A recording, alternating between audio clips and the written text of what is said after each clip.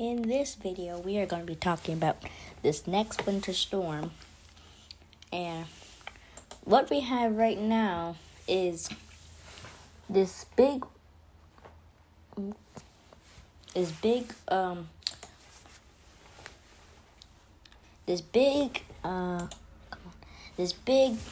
giant spin across the four corners, bringing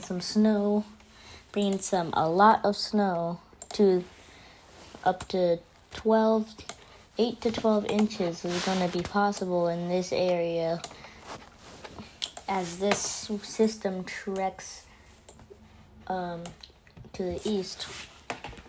Right now it's bringing some scattered showers, maybe a rumble of thunder here and there, but it's still going to be a bit unsettled for most of Texas and some parts of Arkansas, Oklahoma, and Louisiana.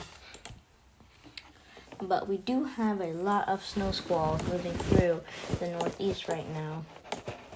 All in a big part because of this quick moving system that's gonna get out of here by tomorrow. This very slow moving system is gonna enter into Texas eventually as this cut-off low eventually heads up into the Northeast. We'll talk about that in this video. But let's continue. And we have a lot on the table here. Again, that northeast wind. That northeast wind. That northeast wind is going to continue down into North Carolina and Virginia and more parts of the Northeast, which issued those watches and those high wind warnings and high wind advisories because of this winter storm, because these gusts are going to reach up to about 60 miles per hour.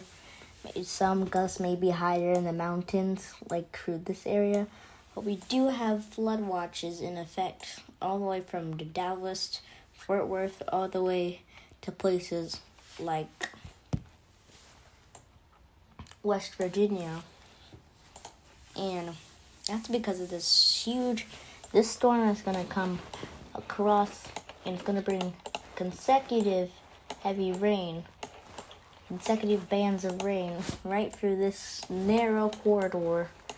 And we could see up to 2 to 3 inches per hour of rates in this area. But we do have those winter storm warnings and advisories extending through here because of the snowpack that's coming through here with this wind coming out of the south.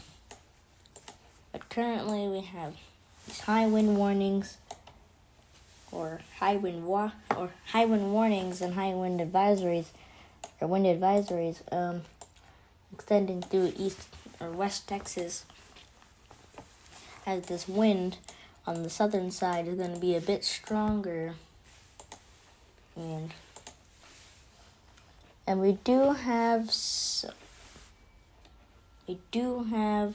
some winter weather alerts. It's mostly just because of the wind that will be coming through here. It'll be a bit windy with the wind chills, and there is some freeze watches and freeze advisories and freeze warnings down in Central California. That wildfire relief has from this storm that's now moving through the Four Corners region has brought substantial rain for Southern California that was much needed. But now that same moisture is going to cause more flooding across central U.S.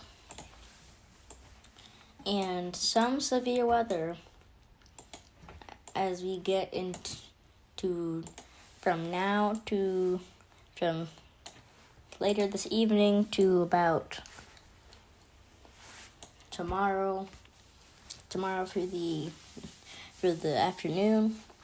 We'll be through this area, and the flash flooding concerns will be pretty big. And as we shifted off into Friday and Saturday, severe weather threat mostly shifts to the east. And with that small isolated ice threat in New York, we did have a small isolated lake effect snow warning that was in Punxsutawney. I don't know how to pronounce that, but Punxsutawney, which is where Phil is, the groundhog that is. And again, on Friday, you remember my first video? It was on Groundhog Day. But more on that at the end of this video, but that's mostly for the warnings. Now, let's keep going on to so this is the severe weather outlook right now. There is a marginal risk. There's a marginal risk that extends from central Texas all the way down into southern, southwestern Texas. And the tornado outlook is a small chance, but an isolated chance for a spin up. But mostly it's going to be the hail threat and the wind threat that's going to be the most prominent one.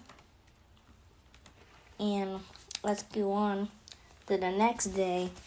And severe weather is the slight risk is going to extend it to Louisiana, most of Louisiana, eastern Texas, and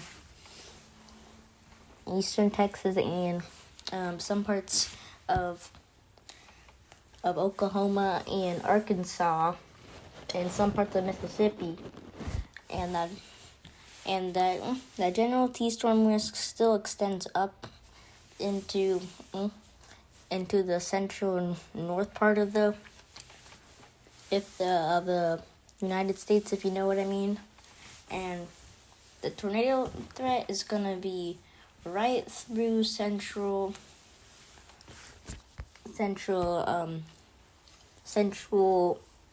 Louisiana, and the wind outlook is gonna be straight for the same area, but the hail is gonna be the least of your problems, as the quick spin-ups might happen, and the wind threat might be bumped up just a little bit. But let's keep going on. And this is on Saturday. There will be some kind of thunderstorms that will try to spark up in Florida in the southeast, but a marginal threat extends from Alabama all the way to Georgia and in the panhandle of Florida. But mostly thunderstorms and rain showers for the southeast. And as we're going to talk about, the Pacific Northwest is going to get a lot of rain after this system moves away from the central U.S. and it's going to bring a lot of impacts. But let's go on to those temperatures. These temperatures are going to plummet over in the Pacific Northwest. And sorry if I keep pronouncing that wrong. Kind of have a lisp for that. But really going to be the high pressure building over here. Let me shift my colors here. And yeah, this high pressure is really going to build but that moisture is gonna keep funneling into the Midwest, and some parts of Maine, most of Maine is gonna be a bit cooler, but the wetness is gonna cause the cool to come down, and then there's another cool part of it that's gonna come down. But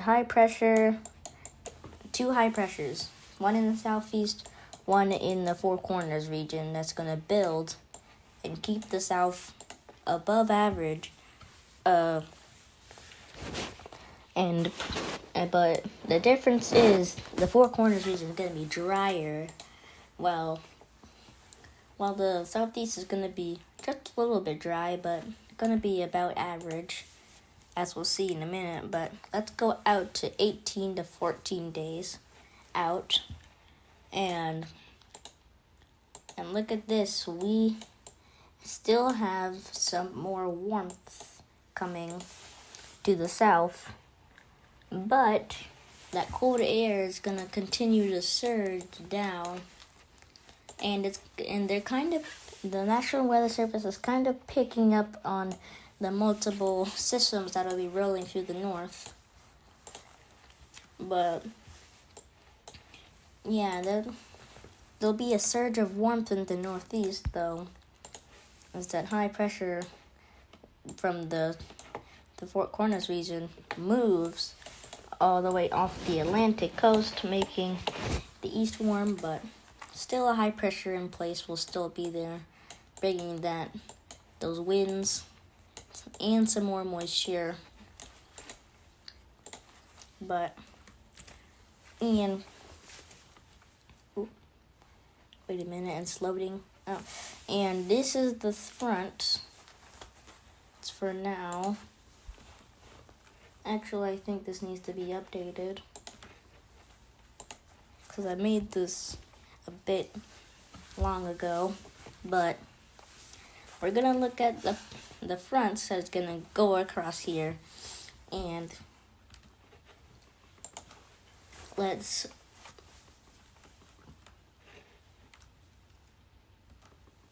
okay there. Sometimes this could be a little bit glitchy. Just wait 1 minute.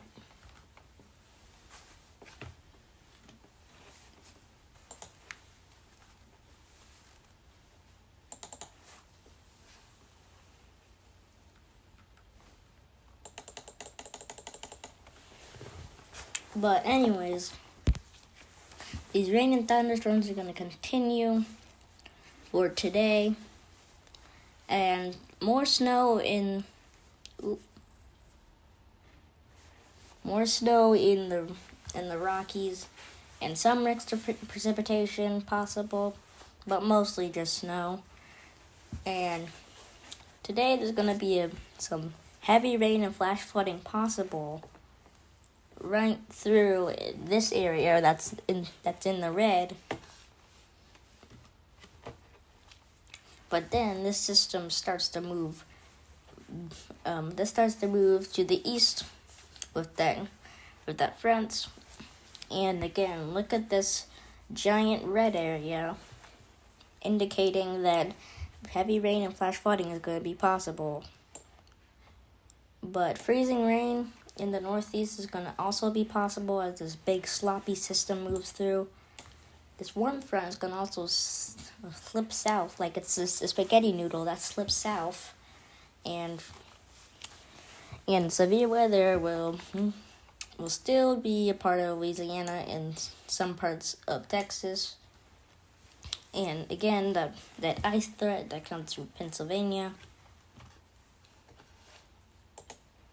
And as we get into Friday, the system starts to move in the northeast, and mostly mixed precipitation, but freezing rain is also possible in the mix, and some snow in Maine because of this warm air surge that'll be surging up there. And so let's talk about the precip types. or today.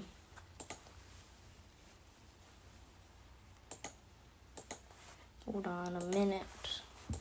Hold on 1 minute.